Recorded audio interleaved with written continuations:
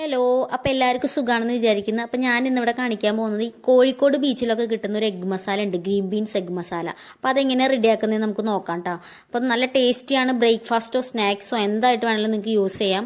അതിനായിട്ട് ആദ്യം ഇവിടെ ഒരു പാൻ എടുത്തിട്ട് അതിനകത്തോട്ട് നമുക്ക് എണ്ണ ചൂടാക്കുക. എണ്ണ ചൂടായതിനു ശേഷം കുറച്ച് വെളുത്തുള്ളിയും കുറച്ച് ഇഞ്ചിയും ഇതുപോലെ കട്ട് ചെയ്ത് ഇട്ട് കൊടുക്കുക. കട്ട് ചെയ്തിട്ട് മൊരിയണ ഒരു സ്മെല്ല് വരും.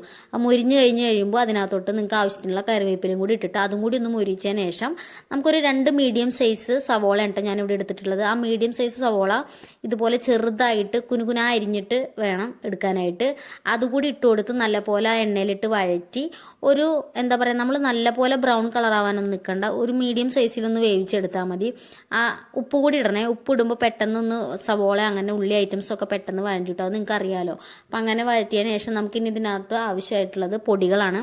അപ്പോൾ ഏതൊക്കെ പൊടികൾ ആഡ് ചെയ്യുന്നത് നോക്കാം. ഞാനിവിടെ ഇട്ട് കൊടുത്തതെന്ന് വെച്ച് കഴിഞ്ഞാൽ 1 ടേബിൾ സ്പൂൺ മല്ലിപ്പൊടി ഇട്ടിട്ടുണ്ടായിരുന്നു. അതിനുശേഷം 1 ടേബിൾ സ്പൂൺ തന്നെ മുളക് പൊടി, കുറച്ച് എരിവുള്ളതാണ് കേട്ടോ ഞാൻ എടുത്തത്. അതും അതിനകത്തോട്ട് പിന്നെ ഒരു 1/4 ടീസ്പൂൺ മഞ്ഞൾപ്പൊടി കൂടി ഇട്ടിട്ടുണ്ടായിരുന്നു. പിന്നെ നമുക്ക് ആവശ്യത്തിന് കുരുമുളക് പൊടി 1 ടേബിൾ സ്പൂൺ തന്നെ. കുരുമുളക് പൊടി ഇത്തിരി ലേശം മുന്നിൽ നിന്നാലും കുഴപ്പമൊന്നുമില്ല, നല്ല ടേസ്റ്റ് ആയിരിക്കും.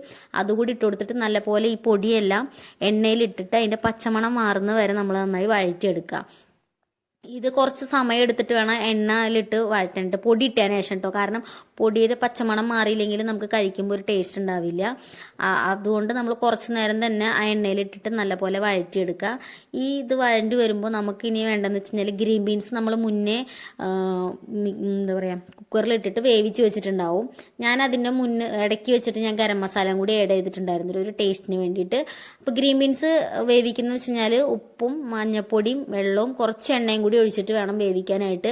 അത്യാവശ്യം അങ്ങ് വെന്ത് കുഴയരുത്. ഒരു മീഡിയം സൈസിൽ, ഒരു മീഡിയം ലെവലിൽ വേവിച്ചെടുത്താൽ മതി നിങ്ങൾ.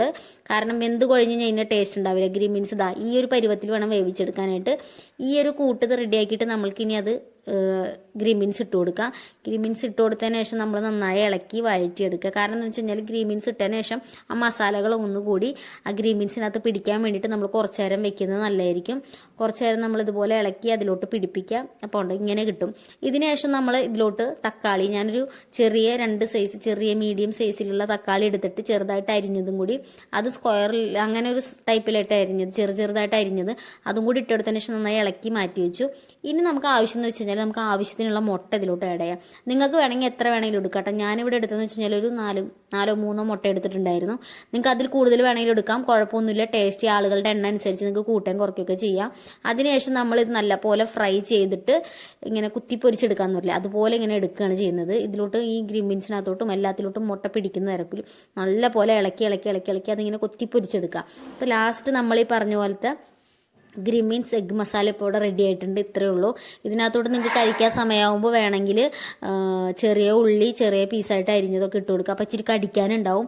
അപ്പോൾ ഇത്രയുള്ള വളരെ സിമ്പിളായിട്ടുള്ള റെസിപ്പിയാണ്. നിങ്ങൾ വീട്ടിൽ സ്നാക്സ് ആയിട്ടോ ബ്രേക്ക്ഫാസ്റ്റ് ആയിട്ടോ ഹെൽത്തി നോക്കുന്നവർക്കൊക്കെ നല്ലൊരു ഹെൽത്തി ആയിട്ടുള്ളൊരു ഡിഷ് തന്നെയാണിത്. അപ്പോൾ നിങ്ങൾ റെഡിയാക്കി നോക്കുക, പിള്ളേർക്കൊക്കെ ഇഷ്ടപ്പെടും. കാരണം അത്രയും ടേസ്റ്റ് ആയിരുന്നു.